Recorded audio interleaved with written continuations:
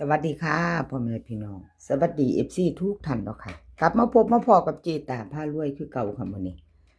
เจตาจะวางแนวทางของฮานอยค่ะคลิปนี้เป็นของฮานอยมีทุกมือออกทุกวันเนาะค่ะคลิปของฮานอยประวัติเจปากแดงค่ะวันที่16หมู่บ้านนี้วันที่16เจปากแดงค่ะรูด3น้อยวิ่งลูดของเพื่อนเข้าไปอยู่ค่ะ4-1เข้าไป1รอบเนาะเจปากแดงพิเศษ814ของเพิ่น41บน2ตัวเนาะค่ะ55ล่างเข้าไป1รอบค่ะเจปากแดงรอบพิเศษเนาะค่ะรอบพิเศษ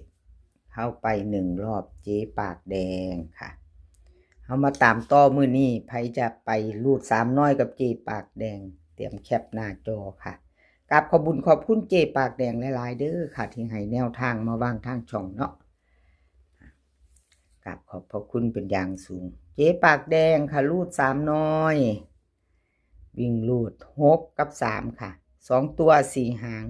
6 4 6 3 3 7 3 8เบิ้ล6 6 3 3 6 3 7 3 6 4 3 8 3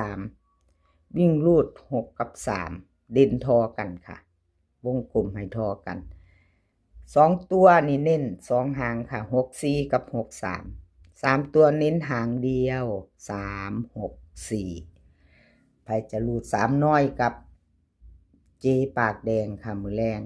จะมีรอบพิเศษ5:30ปกติ6:30 VIP 20:30ค่ะรูด3น้อยกับเจปากแดงแคปหน้าจอค่ะใครจะไปต่อกับเพิ่นเจ๊ปากแดงเนาะค่ะรูด3น้อย5น้อยมีทุกมือค่ะออกทุกวันเนาะมีทุกวันออกทุกวันในช่องเจตาก็รูด3น้อยค่ะพิเศษปกติ VIP 5น้อยค่ะแนวทางพ่อเก่งแนวทางพ่อเก่งรูด3น้อยเมื่อวานนี้เข้าไปพิเศษล่างเนาะค่ะ55เข้าไปตัวบนตัวล่างเนาะค่ะเข้าไป55เข้าไปรอบนึงอยู่ค่ะแนวทางพ่อเก่งเนาะแนวทางพ่อเก่งมาไปใหม่กันค่ะมือนี้แนวทางพ่อเก่งรูด3น้อยเป็นวันที่17เนาะค่ะวิ่งรูดเพิ่นให้มา4กับ8ค่ะ2ตัว4หาง41 40 83 84ค่ะเบิ้ล44 88 3ตัว3หาง840 843 404ค่ะวิ่งเด่น4ค่ะร่อง8 2ตัวนี่เน้น40กับ84ค่ะ3ตัวเน้นหางเดียวค่ะ840แคปหน้าจอค่ะใครจะไปต่อกับแนวทางพ่อเก่งเนาะค่ะกับขอบคุณขอบคุณแนวทางพ่อเก่งหลายๆเด้อค่ะที่ให้แนวทางมาวางทางช่องของเจตาเนาะกับขอบพระคุณเป็นอย่างสูงค่ะรูด3น้อยมีทุกวันค่ะ5น้อยมีทุกวันออกทุกวันเนาะค่ะน้อยนำโชคค่ะน้อยนำโชคเมื่อวานนี้วันที่16เนาะค่ะเพิ่นก็เข้าไปอยู่ค่ะ1รอบเนาะวิ่งเข้าไป6เพิ่นเข้ารอบปกติค่ะ6 6 6 2บน3ตัวล่าง4 6ของน้อยนำโชคเพิ่นเข้าไป64เนาะค่ะเข้าไปตกกับล่าง5น้อยออก46ของน้อยนำโชค64ค่ะก็ถือว่าเดินอยู่เนาะพี่น้องถือว่าเดินอยู่แล้วเข้าไป3รอบเข้าไป1รอบเนาะค่ะเดินไปรอบนึงรอบปกติน้อยนำโชคมาไปรุ่นใหม่มือแรงค่ะไปรุ่นใหม่ไปต่อมือแรงกับน้อยนำโชครูด3น้อยค่ะวิ่งรูดเพิ่นให้มา0กับ2ค่ะ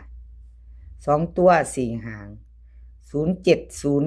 06 25 24เบิ้ล00 22 3ตัวค่ะ025 006 224วิ่งรูดเด่น2รอง0ค่ะเด่น2รอง0เน้น2หาง06กับ25ค่ะ3ตัวค่ะ3ตัวเน้นหางเดียว006น้อยนำโชคแคปหน้าจอค่ะไผจะไปต่อกับเพิ่นกราบขอบคุญขอบคุณน้อยนำโชคหลายๆเด้อค่ะที่ให้แนวทางมาว่างทางช่องเจตาเนาะกราบขอบพระคุณเป็นอย่างสูงค่ะต่อไปค่ะต่อไปเจตาค่ะของเจตาเขาไปเบิ้ลหาค่ะพี่น้องเข้าไปรอบหนึ่งล่างพิเศษเนาะค่ะพิเศษล่างออกหา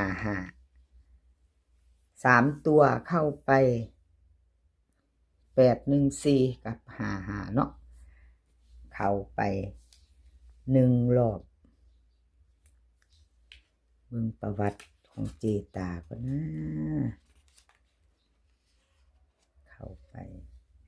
3รอบเนาะพี่น้อง3งวดเบิ่ง3งวดของเจตามาไปต่อไปใหม่ค่ะกับขอบุญขอบคุณ FC ที่เข้ามารับชมรับฟังให้กำลังใจเจตาเนาะค่ะกับขอบพระคุณหลายๆเจตาพารวยรูด3น้อยค่ะมือแรงไปพิจารณาใหม่แนวทางใหม่ของเจตามือนี้เนาะวิ่งรูดค่ะวิ่งรูด2กับ4 2ตัว4หาง28 29 43 42เบิ้ล22 44ค่ะ3ตัว2หาง429 282เด่นเจตาให้4ตัวเดียวเด้อค่ะเด่น4ตัวเดียว2ตัวนี่29กับ42ค่ะเจตาเน้น2หางค่ะ3ตัวหางเดียวค่ะ429ค่ะ3ตัวหางเดียวเจตาพารวยแคปหน้าจอค่ะไผจะไป5น้อยกับเจตามือแรงรูด3น้อยเนาะค่ะรอบพิเศษปกติ VIP ค่ะ5น้อยมีทุกมือมีทุกวันให้ลุ้นกันเนาะพี่น้อง5น้อยมีทุกวันไปต่อค่ะ